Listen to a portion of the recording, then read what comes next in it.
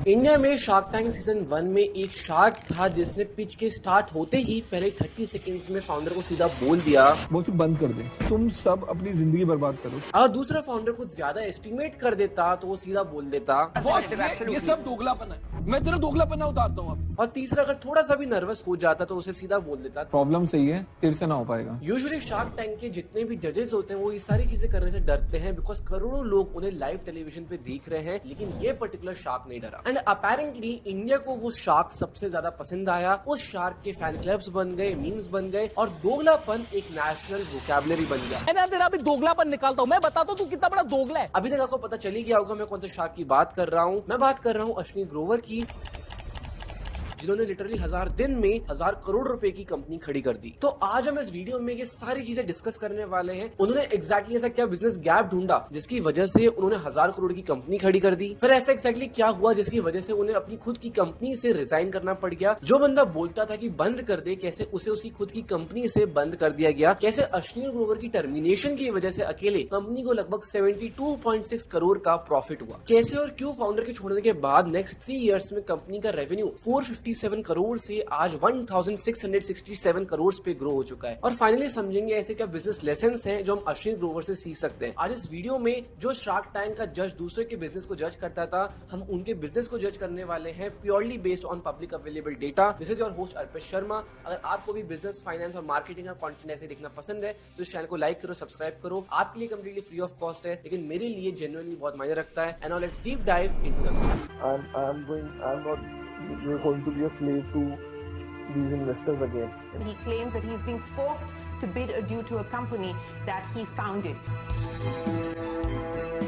जिसके पहले हम लोग भारत पे का एग्जैक्ट बिजनेस मॉडल डिकोड करें, सबसे पहले ये समझ लेते हैं कि यार अश्विनी ग्रोवर का बैकग्राउंड क्या था, क्या वो एक ऑर्डिनरी स्टूडेंट थे भी या नहीं। देखो अश्विनी ने आईआईटी दिल्ली से सिविल इंजीनियरिंग करी थी और फिर आईआईएम अहमदाबाद से एमबीए किया था और वो दोनों जगह ही रैंक होल्डर थे, मतलब वो पढ़ाई में हमेशा से अच्छे थे। उसके बाद उन्होंने डायरेक्टली आईआईएम से कोटक इन्वेस्टमेंट बैंकिंग ज्वाइन कर लिया, वहाँ पे 7 साल काम किया और फिर उन्होंने वहाँ पे रफली $3 billion worth of deal handle किए। उसके बाद वो अमेरिकन एक्सप्रेस गए और फिर उसके बाद वो ग्रोफर्स के सीएफओ बन गए। वहाँ उन्होंने $170 मिलियन रेज किए थे from SoftBank, Tiger Global and Sequoia, जो सारे के सारे बहुत well known VC private equity firms. इस पूरी जर्नी में आप एक चीज नोटिस करोगे, उनका जो नेटवर्क है वो हमेशा हाई नेटवर्क पीपल के साथ रहा था, जिसकी वजह से उनको एक्सपोजर मिला, उनका नेटवर्क बढ़ा और फिर फाइनली 2018 में उन्होंने भारत पे को co-found करा। But before we dive into the video, let me introduce you to our today's sponsor Odoo। Business हो या स्टार्टअप फर्क नहीं पड़ता, आज के टाइम पे सिर्फ हार्ड वर्क करना काफी नहीं है। जो लोग स्मार्ट वर्क कर रहे हैं वही एग्जैक्टली आगे निकल रहे हैं और Odoo एग्जैक्टली यही स्मार्ट वर्क को और भी ज्यादा इजी बना देता है। एक ही प्लेटफॉर्म पे तुम्हारा इन्वेंट्री ट्रैक हो जाएगा, अकाउंटिंग और फाइनेंस का पूरा हिसाब मिलेगा, टीम के बीच में कम्युनिकेशन बनी रहती है और नए लीड्स भी मिस नहीं होंगे। मतलब एक पूरा बिजनेस आप एक ही जगह से ऑपरेट कर सकेंगे। और अगर आपको टेक्नोलॉजी, बिजनेस या एंटरप्रेन्योरशिप में इंटरेस्ट है तो एक चीज आपके लिए है। 11th एंड 12th सितंबर को गांधीनगर में Odoo एक्सपीरियंस 2020-26 हो रहा है, हमारे देश का सबसे बड़ा टेक और बिजनेस इवेंट। यहाँ आपको Odoo 20 का फर्स्ट ग्लिम्स मिलेगा कंप्लीटली लाइव। और अगर आप बिजनेस ओनर हो, स्टूडेंट हो, डेवलपर हो, स्टार्टअप फाउंडर हो या बस एंटरप्रेन्योरशिप समझना चाहते हो तो ये जगह आपके लिए लिटरली एक गोल्ड माइन होने वाली है। ये सिर्फ एक कॉन्फ्रेंस नहीं है जहां पे लोग सिर्फ बैठ के स्लाइड्स देखेंगे, यहाँ पे लाइव प्रोडक्ट डेमो होगा, एक पूरा गेमिंग जोन होगा और Odoo कैफे होगा जहां पे सारे फाउंडर्स और टीम्स आके इंटरैक्ट करेंगी। और बेस्ट पार्ट ये है कि पूरे इवेंट की एंट्री कंप्लीटली फ्री है। इवेंट खत्म होने के बाद डीजे पार्टी भी होगी, मतलब दिन में बिजनेस सीखो और रात को नए कनेक्शंस बनाओ और उसे सेलिब्रेट करो। तो अगर आप भी बिजनेस, टेक और एंटरप्रेन्योरशिप समझना चाहते हैं तो लिंक मेरे डिस्क्रिप्शन में है, अभी के अभी जाके रजिस्टर करो। अब हम वापस चलते हैं वीडियो में।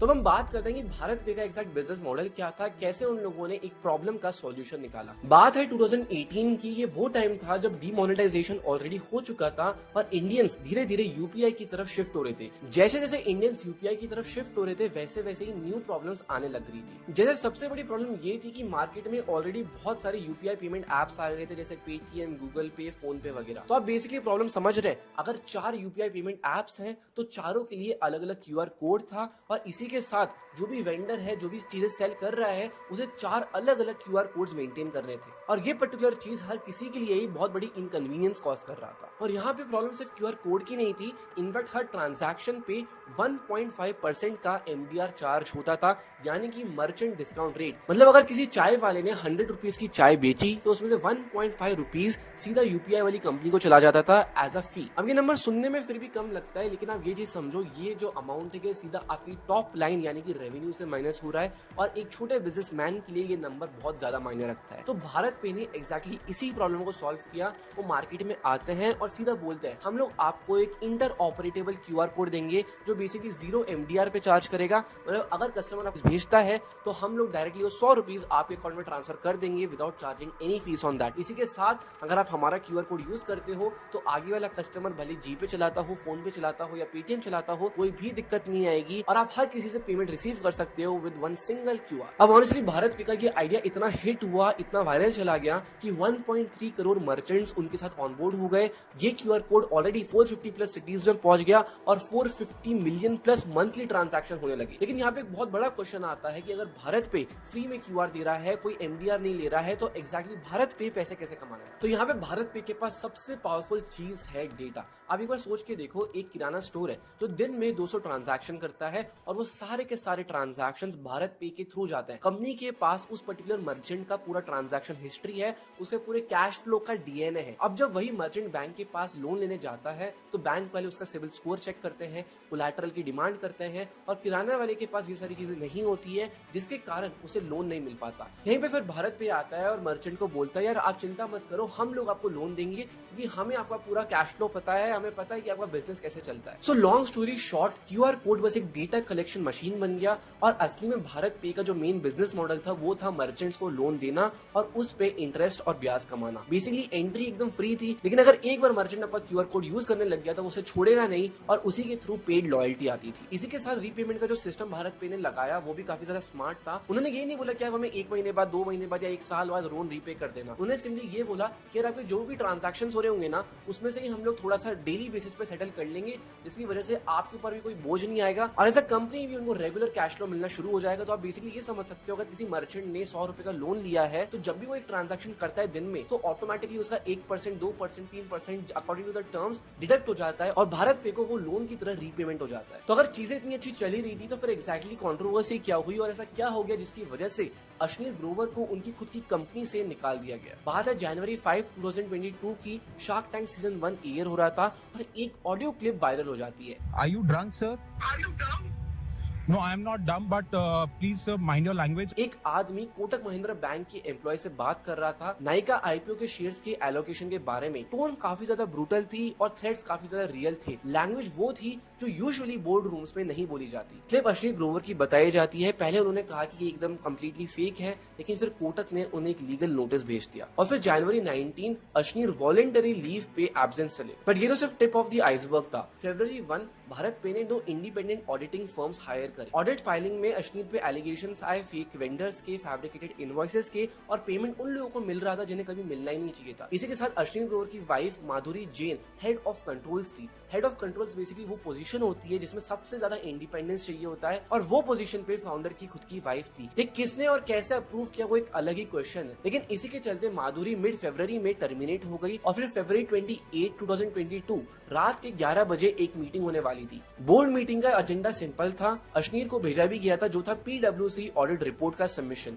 अश्नीर ने रिजाइन कर दिया 11 मिनट बाद और जिसके कारण ये मीटिंग कभी हुई ही नहीं। अश्नीर ने सिंपली बोर्ड को एक ईमेल भेज दिया। MD और डायरेक्टर दोनों पोजीशन से वो रिजाइन कर रहे हैं और ईमेल में उन्होंने लिखा था baseless targeted attacks and battles of egos. अब यहाँ पे मैं आपको एक इंपॉर्टेंट डिस्क्लेमर देना चाहता हूँ। ये सब एलिगेशंस और ऑडिट फाइंडिंग्स थे। अश्नीर ने ये सारी चीजें डिस्प्यूट करी और सितंबर में दोनों पार्टीज ने सेटलमेंट कर दिया और सारे केसेस ड्रॉप हो गए अंडर कॉन्फिडेंशियल टर्म्स। यहाँ पे एक और सरप्राइजिंग बात यह है कि अश्नीर ग्रोवर के छोड़ने की वजह से कंपनी कंपनी को लगभग 72.6 करोड़ का प्रॉफिट हुआ था। एग्जैक्टली समझते हैं कैसे। देखो, अश्नीर के shares partly resilient growth trust में थे, जो बेसिकली एक ऐसा ट्रस्ट था जो कंपनी के बेनिफिट के लिए बनाया गया था, और उनके जो बाकी रिमेनिंग शेयर्स थे वो उनके फैमिली ट्रस्ट में थे। सो बेसिकली अब ये समझो, जब अश्नीर ने भारत पे को कोफाउंड किया था तो उनके पास कंपनी का बहुत ही सिग्निफिकेंट इक्विटी स्टेक था। तो बेसिकली सेटलमेंट में ये हुआ, जो शेयर्स रेजिलिएंट ग्रोथ ट्रस्ट के नाम पे थे वो ऑटोमेटिकली कंपनी को ही ट्रांसफर हो गए, क्योंकि आफ्टर ऑल वो जो एंटिटी थी, वो जो ट्रस्ट था, वो कंपनी का खुद के बेनिफिट के लिए ही था। आप इसको बेसिकली ऐसा समझ सकते हैं, अगर एक पिज्जा है उसके 8 स्लाइसेस हैं तो सबको थोड़ा छोटा स्लाइस मिलेगा, लेकिन अगर मैं बोलता हूँ कि यार मेरा स्लाइस भी तुम रख लो और पिज्जा से 6 पार्ट में डिवाइड होता है, तो बेसिकली हर एक पर्सन को थोड़ा बड़ा स्लाइस मिलेगा। तो बेसिकली एक कंपनी में भी ऐसा ही होता है, जब भी इक्विटी वापस कंपनी के पास चली जाती है तो ओवरऑल ओनरशिप हर एक शेयर होल्डर की थोड़ी सी बढ़ जाती है। और एग्जैक्टली सेम चीज कंपनी ने रिपोर्ट भी करी, 72.6 करोड़ का एक्सेप्शनल गेन दिखाया था इन the filing of year FY25। इसी के साथ साथ जब अश्नीर ग्रोवर कंपनी से रिजाइन कर रहे थे तो सोशल मीडिया पे बहुत बड़ा हिस्सा था जो ये बोल रहा था कि अब भारत पे खत्म हो जाएगा, बिकॉज फाउंडर जा रहा है, इन्वेस्टर्स नर्वस हो जाएंगे और फंडिंग नहीं आएगी। लेकिन नंबर्स देखते हैं क्या वो ये सेम चीज बोलते हैं। FY22 में जब अश्नीर ग्रोवर प्रेजेंट थे तो रेवेन्यू था कंपनी का लगभग 457 करोड़ और लॉस काफी ज्यादा मैसिव थे, कैश बर्न बहुत ही अनकंट्रोलेबल लेवल पे हो रहा था। FY23 में अश्नीर के बिना पहला फुल ईयर रेवेन्यू लगभग 904 करोड़ हो गया, डबल से भी ज्यादा हो गया। कंपनी कंट्रोवर्सीज में थी, लेकिन तब भी जो रेवेन्यू था वो डबल हो गया। और फिर FY24 रेवेन्यू 1426 करोड़ तक पहुंच गया और जो एबिटा लॉस है वो 75% तक कम हो गया, कैश बर्न 85% तक कट हो गया। और फिर फाइनली FY25 रेवेन्यू लगभग 1667 करोड़ तक पहुंच चुका है और जो एबिटा है वो 141 करोड़ है, पहली बार पॉजिटिव कंपनी की पूरी हिस्ट्री में। जो नेट लॉस है वो लगभग 88 करोड़ का है, जो FY24 के कंपैरिजन में 82% कम है, बिकॉज FY24 में लगभग 492 करोड़ का लॉस हुआ था। सो बेसिकली अगर आप रेवेन्यू का कैगर देखोगे FY22 से FY25 तक तो ये लगभग 54% है। इसी के साथ FY25 में जो भी एडवर्टाइजिंग स्पेंड है वो 84% तक कट हो चुका है, 155 करोड़ से सिर्फ 26 करोड़ पे आ चुका है। मतलब ये जो ग्रोथ आ रही है वो ऑर्गेनिक है। इसके साथ जो अभी करंट CEO है नालिन नेगी, अगस्त 2025 में उन्होंने कहा है कि वो लोग एक IPO के लिए प्लान कर रहे हैं in the horizon of 18 to 24 months. So ये बेसिकली जितने भी क्लेम्स है सोशल मीडिया पे कि अश्नीर ग्रोवर के जाने के बाद से कंपनी खत्म हो जाएगी, ऐसा बिल्कुल भी नहीं हो रहा है। Company is growing faster than ever before. तो चलो हम लोग फाइनली बात करते हैं कि आज के टाइम पे अश्नीर ग्रोवर एग्जैक्टली क्या कर रहे हैं और क्या बिल्ड करने की कोशिश कर रहे हैं। आज के टाइम पे वो थर्ड यूनिकॉर्न के को फाउंडर है। इसी के साथ उन्होंने क्रिकेट पे एक फैंटेसी क्रिकेट ऐप लॉन्च किया था 2023 में IPL से पहले। एंगल बहुत ज्यादा अलग था, लेकिन रिगार्डलेस 2024 में क्रिकेट पे को रोक दिया गया because of new laws on gambling. और अभी फिलहाल डिसइन्वेस्टमेंट की बात चल रही है इन क्रिकेट पे। अब उनका नेक्स्ट फोकस है जीरो पे which is basically in the segment of health care loans. आज के टाइम पे ऑलरेडी इसके 1 लाख से ज्यादा ऑर्गेनिक डाउनलोड्स हो चुके हैं, 1000+ हॉस्पिटल उनके साथ पार्टनर्ड है और ऐप की जो ओवरऑल रेटिंग है वो भी लगभग 4.5 के आसपास है। तो अब हम फाइनली इस वीडियो को कंक्लूड करते हैं। अश्नीर ग्रोवर की एक आइडियोलॉजी है जो मेरे को पर्सनली बहुत ज्यादा पसंद आती है। वो बेसिकली ये कहते हैं कि अगर आपको कॉलेज स्किप करना है तो करो, अगर आपको क्लासेस अटेंड नहीं करनी तो मत करो। बट वो ये कहते हैं कि अगर आप क्लासेस में प्रेजेंट नहीं हो तो आप एक बेटर जगह पे प्रेजेंट होने चाहिए, कोई एक ऐसी जगह पे प्रेजेंट होने चाहिए जहां पे आप कुछ बेटर सीख रहे हो। इसी के साथ वो कहते हैं रियल वर्ल्ड में सक्सेस एक रिजल्ट है प्रिपरेशन का, अपॉर्चुनिटी का और विलिंगनेस का, जो अनकंफर्टेबल चीजें करने से होती है। और ये सारी सिर्फ आइडियोलॉजी नहीं है, because it is actually backed by his own story. उन्होंने IIT से ड्रॉप आउट नहीं किया, प्रॉपर MBA किया, जॉब में एक्सपीरियंस लिया और फिर जाके खुद का कुछ बिजनेस किया। और ऑनेस्टली शार्क टैंक में उनकी जो एरोगेंस आती थी वो उनके करियर और उनके रियल रिजल्ट लाने की वजह से आती थी। और ऑनेस्टली रियल वर्ल्ड में भी बोर्ड रूम्स कुछ ऐसे ही होते हैं। इन्वेस्टर कॉल्स और पिचेस में लोग इतना ही ब्रूटली बात करते हैं। डिफरेंस ये था बस पहली बार ये सेम चीज प्राइम टाइम पे एक लाइव टेलीविजन पे हुई थी। आज के टाइम में भारत पे भी सर्वाइव कर रही है और अश्नीर ग्रोवर भी सर्वाइव कर रहे हैं, बस दोनों अलग अलग, दोनों अपना कुछ अलग बिल्ड कर रहे हैं। Well that's it for this video and let me know कि अगर आज से 1 से 2 साल बाद भारत पे का IPO आता है तो क्या आप उसमें इन्वेस्ट करेंगे या नहीं। इसी के साथ साथ अगर आपको बाकी शार्क टैंक का बिजनेस डिकोडेड देखने में भी इंटरेस्टेड है तो उसके ऊपर मैंने एक डेडिकेटेड सीरीज बना चुकी है, आप वहां पे जाके उसे देख सकते हैं। This was your host Arpit Sharma, thank you so much for watching.